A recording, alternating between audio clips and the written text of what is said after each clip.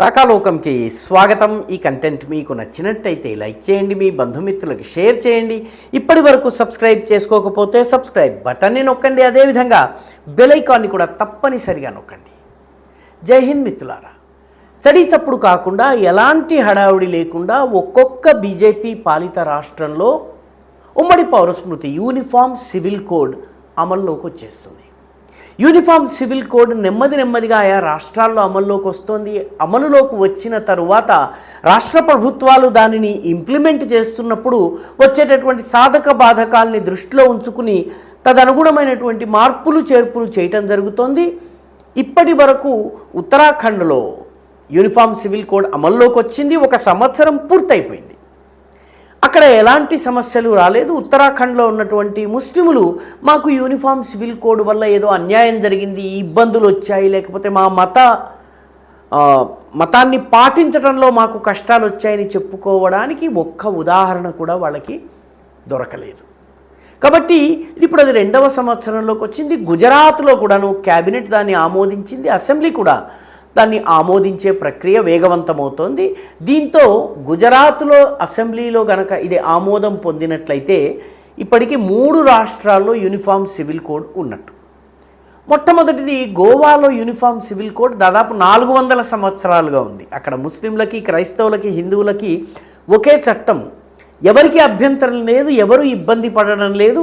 Triple తలాక్ ఇటువంటివి ఏవి అక్కడ ఇబ్బందులు కాలేదు. గోవా తర్వాత ఉత్తరాఖండ్ పుష్కర్ సింగ్ ధామీ చేశారు. ఆ తర్వాత ఇప్పుడు గుజరాత్లో కూడాను కేబినెట్ ఆమోదం పొందింది. ఇప్పుడు తాజాగా ఛత్తీస్గఢ్లో కూడా కేబినెట్ సమావేశమై యూనిఫామ్ సివిల్ కోడ్ని అమలు చేయాలి అని చెప్పి నిర్ణయించుకుంది.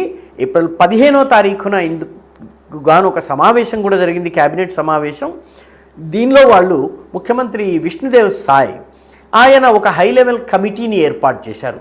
యూనిఫామ్ సివిల్ కోడ్ ఛత్తీస్గఢ్లో ఉన్నటువంటి ప్రత్యేక పరిస్థితుల్ని దృష్టిలో పెట్టుకుని, ముఖ్యంగా గిరిజన ప్రాంతాలు ఉన్నాయి, గిరిజనులకి 5th షెడ్యూల్ 6th షెడ్యూల్ ప్రకారం ఉన్నటువంటి ప్రత్యేకమైనటువంటి కొన్ని చట్టాలు ఉన్నాయి.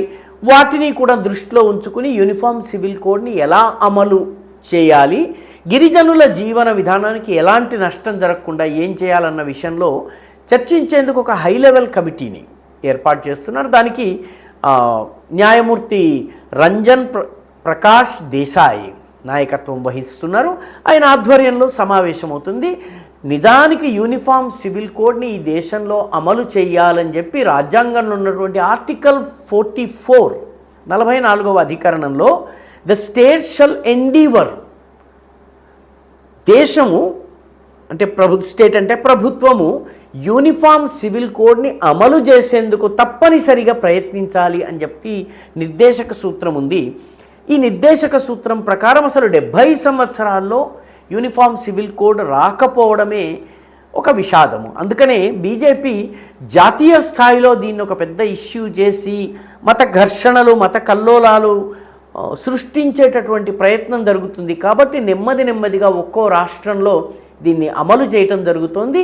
ఒక 6-7 రాష్ట్రాల్లో అమలు చేసిన తర్వాత దీనివల్ల ఎలాంటి సమస్య లేదని సమాజంలో ఉన్నటువంటి వర్గాలకు అర్థమైన తరువాత వేర్పాటువాదులు, మతోన్మాదులు, అల్లల్ మూకలు ఇవి సైలెంట్ అయిపోతాయి. అప్పుడు దేశవ్యాప్తంగా తీసుకుని రావడానికి కూడా వీలుంటుంది. హోంమంత్రి అమిత్ షా కూడా ఇటీవల అస్సాం ఎన్నికల ప్రచారంలో మాట్లాడుతూ అస్సాంలో కూడా యూసీసీని అమలు చేస్తామని చెప్పి ప్రకటించారు. కొత్త ప్రభుత్వం ఏర్పాటైన తర్వాత యూనిఫామ్ సివిల్ కోడ్ని అమలు చేస్తారు. అస్సాంలో ఇప్పటికే బహువివాహ పద్ధతి, పాలిగమీకి వ్యతిరేకంగా చట్టాలు ఉన్నాయి. ఎవరైనా గనక బహువివాహ పద్ధతిని పాటిస్తే వాళ్ళ మీద చర్యలు ఉన్నాయి. అదేవిధంగా మైనర్లను వివాహం చేసుకోవడం, బాల్య వివాహాలు.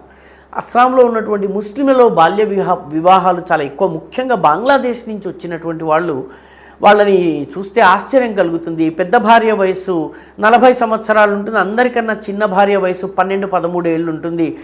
అందరూ కూడా గర్భవతులైనటువంటి పరిస్థితి ఉంటుంది. ఇలాంటి అనేక ఉదాహరణలు నేను స్వయంగా అస్సాంలో పనిచేస్తున్నటువంటి సమయంలో చూశాను. కాబట్టి బాల్య వివాహాలు, వివాహాలు ఈ రెండిటిపైన అస్సాంలో ఇప్పటికే నిషేధాలు ఉన్నాయి. ప్రభుత్వ ఖర్చులతో మద్రసాలని నిర్వహించటము, సంస్కృత విద్యాలయాల్ని నిర్వహించటాన్ని కూడా రాష్ట్ర ప్రభుత్వము రద్దు చేసింది.